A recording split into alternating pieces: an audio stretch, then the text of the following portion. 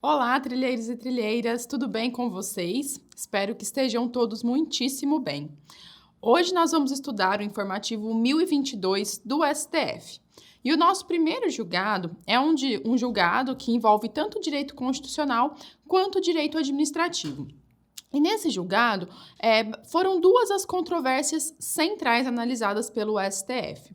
A primeira delas diz respeito à competência para julgar as ações relativas à reintegração de empregados públicos que foram dispensados.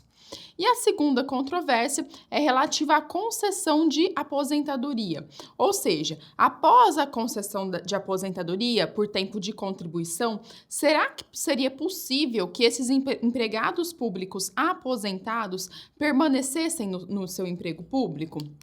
Vejamos então, pessoal, né? Aqui só para reforçar então as controvérsias, eu vou mencioná-las novamente com mais alguns detalhes. Depois nós iremos abordar as teses fixadas pelo STF e a partir dos fundamentos trazidos pela Suprema Corte, nós já conseguiremos compreender tudo que está envolvido nessas controvérsias analisadas pelo STF, tá certo?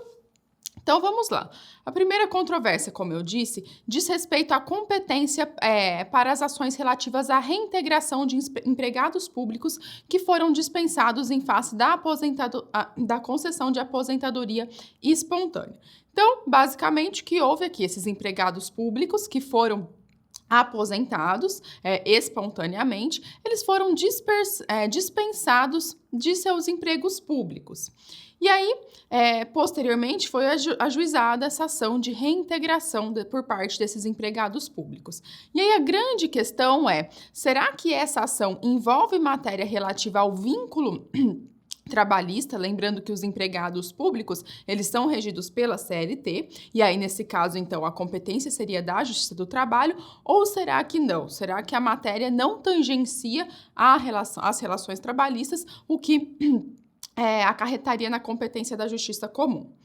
E o segundo ponto, então, foi que, uma vez concedida essa aposentadoria por tempo de contribuição, esses empregados públicos pleitearam, justamente por meio da ação de reintegração de emprego público, a sua manutenção no vínculo. No caso aqui, era o emprego público. Né? E será que seria possível, então, isso, né? Considerando que a aposentadoria foi concedida por tempo de contribuição nesse emprego público em específico? Vamos compreender, então, a partir do que decidiu o STF. Primeiro ponto que foi fixado aqui é que a competência é da Justiça Comum para essas ações de reintegração de empregados públicos dispensados em decorrência da concessão de aposentadoria. E a segunda questão resolvida pelo STF foi no sentido de que a concessão de aposentadoria contando-se o tempo de contribuição, acarreta no rompimento do vínculo trabalhista. E isso está expresso no artigo 37, parágrafo 14 da nossa Constituição Federal. E, portanto, não é possível, em regra, a manutenção no emprego público, no cargo público, que quer que esteja envolvido aí no caso, salvo em relação às aposentadorias concedidas pelo Regime Geral da Previdência Social antes da promulgação da Emenda Constitucional de número 103 de 2019, que foi a emenda que deu a redação atual do artigo 37, parágrafo 14 da nossa Constituição. E por quê, pessoal?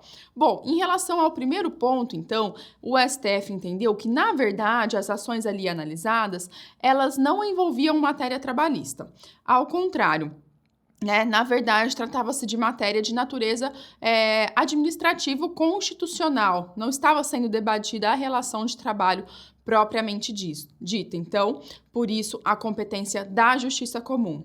E em relação à segunda questão, o STF mencionou que o artigo 37, parágrafo 14 da Constituição, inserido pela Emenda Constitucional de número 103 de 2019, ele é expresso ao afirmar que, uma vez concedida a aposentadoria, isso acarretará na cessação do vínculo do cargo, do emprego ou da função pública, cujo tempo de contribuição fundamentou a concessão daquela aposentadoria por tempo de contribuição.